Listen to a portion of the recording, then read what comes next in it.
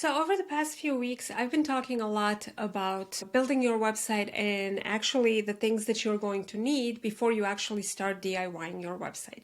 But today, I actually want to address one of the biggest questions that you probably have, and that is, how do you actually go about choosing the best platform for your website? If you're new to this channel, my name is Ana Lea. I'm the owner of Lea Design Studio, where I create custom Squarespace templates, courses, and resources to help you build a stunning first impression online. And here on this channel, I share design, business, and marketing tips to help you work smarter, not harder. So if that is something you're interested in, hit that subscribe button. And now, without further ado, let's dive in. So one of the first things that I would do if I was a complete new business owner and I was interested in building my website is I would actually think about the type of website that I want to build. So what am I going to use this website for? Am I going to showcase my services? Am I going to sell digital products? Am I going to sell physical products? Do I plan on selling info products such as ebooks, courses, memberships, masterclasses? Do I plan on starting with services and transitioning into courses later on? Those are the things that you will need to consider. One of the first things that you're actually going to need to consider. Then another thing that you might want to consider is, will I be blogging?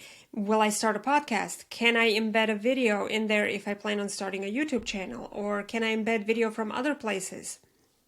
So those are just some of the things that you will want to think about before you actually get started choosing your website platform. Then, based on those questions, you need to think about the features that you're going to need. So for example, if you plan on selling products, whether that's digital or physical, you are going to need a way to actually collect payment, deliver that product, and if it's something like a course or a membership, you're also going to need a way to actually store the contents of that course, of that membership, and allow your members or students to actually log in and access it. If you sell services, you will need a way for people to reach out to you. You will need a way for them to book a discovery call with you. So those are just some of the things that some of the features that you might need depending on the type of business that you have. Similarly, if you are a photographer, you will need a way to showcase your portfolio of work.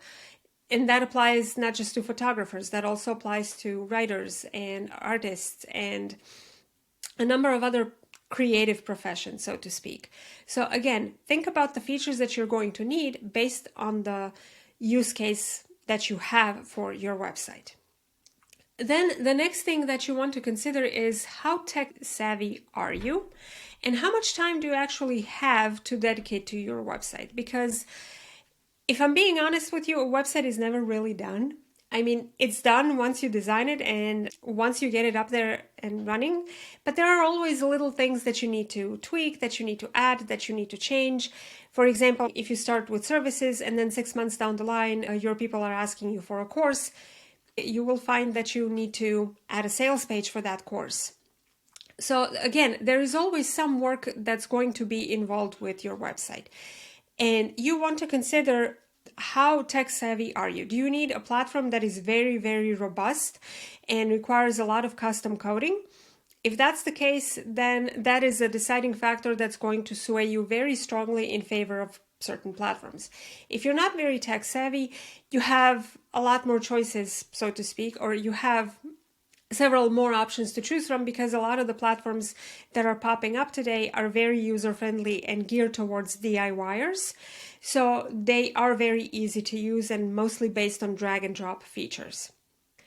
If you're not very tech savvy, then you will probably want to steer clear of the custom platforms that require a lot of custom coding and go into the direction of an easy DIY platform, or you're going to want to consider hiring somebody who can manage that website for you.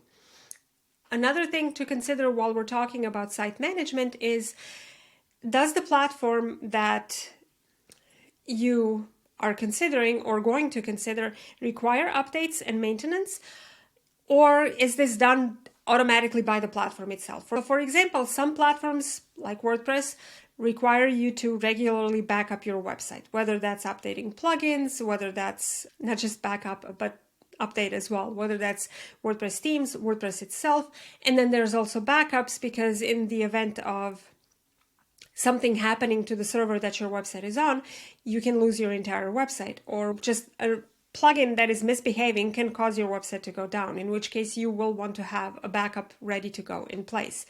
Other platforms that are more geared towards DIYers typically have that built into the platform, so there's no tech or backup maintenance work required on your part. So that is another thing that you'll want to consider. And finally, are you doing this solo or do you have a team? If you're doing this solo, then you'll probably want a platform that is easier for you to manage and that gets out of your way, so to speak. One that you don't really have a lot of problems in updating and maintaining. But if you have a team, or if you plan on hiring a team rather quickly, then that is another thing that might persuade you to go with a more complex platform. So once you've considered all of those things, what I would do, or rather this is the process that I would follow. I would go to Google or whatever search engine you're using, and I would type in best platform for, and then your type of business. Usually this will come up with a list of website platforms that are recommended for coaches, service providers, photographers, what have you. Now, usually they have a ton of them listed, and I'm not saying go through each and every one of them. Pick the top 3 and then go to their websites and compare the features, compare the pricing, and compare the complexity of the platform based on what you see on the platform's website alone. Then I would sign up for the trial if they offer a trial, and usually they do. The only one that really doesn't is if you're looking at a self-hosted platform like WordPress or Joomla or something like that. They don't really have a free trial because you download them and install them onto a hosting web server.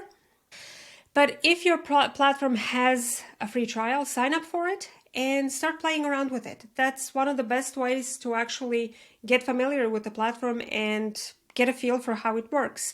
Try adding text, try adding images, move those elements around, add a button, see if you can easily add a gallery of some sorts. Does it have a built-in contact form? Does it have a built-in newsletter form? How easy it is to embed that from another platform? Because remember, when we talked about the first thing, the type of website that you're going to need and the features that you're going to need, we mentioned email list. So that is something that you will typically need to embed from a third-party platform. So does your platform allow easy embedding of third-party code? All of those things are things that you're going to want to explore during your trial. And I don't mean sign up for a trial and then, oh, I've got 14 days and then just walk away and I'll take care of it on the last day and then do it on the last day. Trust me, you won't have enough time like that. Actually spend a couple of hours every day digging deep into the platform, explore the features, set some time aside for it. Add blocks, explore what they do, see what options you have available. Does it have templates? That's another thing to consider. Does it have a starting point that you can use, or do you literally have to put everything together by yourself? Does it have support? How good is the support? Actually reach out to support with the problem. Ask them questions. See how fast they respond. Those are the things that I would do if I was looking to actually choose a website platform for my business. Then once you have a good idea of what each platform offers, I would consider which one did I have the most fun using? Which one was the most enjoyable for me to use? And based on that, I would consider, does that platform have all the features that I need? If the answer is yes, that is the platform that you go for. If the answer is no, then I'm afraid you're going to have to repeat this process until you land on a yes. If none of the three website platforms that you chose on the first go satisfy those criteria, then maybe it's time to go back to that article and go back through the list and choose the next 3 and then the next 3 until you land on a website platform that actually works for you. Now, one caveat, do not spend too long on this process, because ultimately the website platform that you choose has to be easy and enjoyable for you to use. If you're DIYing, that is a very empowering feeling, because that means that you will not have to go and call a website designer, developer, whatever, to come and make the smallest change for you. And when you're just starting growing your business, that is precious because that means you're saving a lot of money. But you don't want to be caught up in this process for months on end. That is actually preventing you from starting that business because you do not have a website ready to go. What I recommend you do is you set aside 2 weeks, how long the trial of the website is, and that's it. You have 2 weeks to find your perfect website platform. Like I said, block out 2 hours every day in your calendar, go around, play with the features, explore, dig deep and see what you enjoy. And limit yourself to, okay, I'm going to try this number of website platforms, and one of them will fit me or not.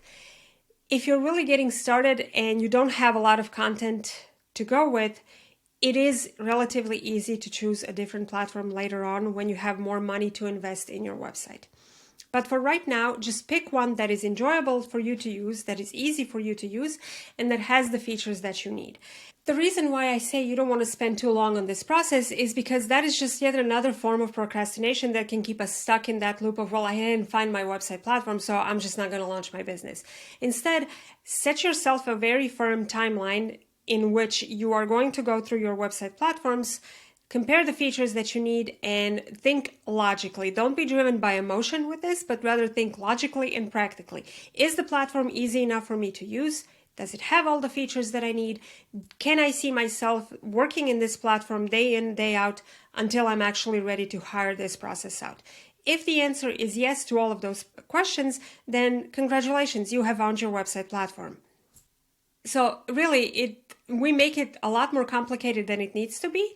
But often that is just what's keeping us stuck. So similarly to how we spend a lot of time choosing our brand colors and fonts and whatnot, we can get stuck on choosing the website platform. Instead, you want to give yourself a firm time frame and just go with it. Go with your gut feeling because more often than not, it's correct. And dive in, and remember that nothing is set in stone. You can always change later on.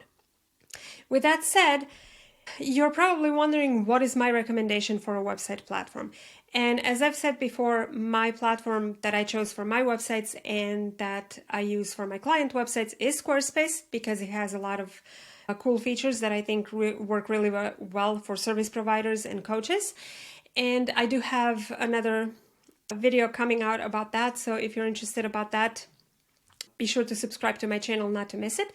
And in the meantime, if you're wondering what to include on your website, I have a video that walks you through that process, so be sure to watch it. And if you need help with the actual process of building out your website, I have a free workshop that walks you through that process that I will leave a link to in the description below, so make sure to watch it. That's it for today, and I'll see you next time.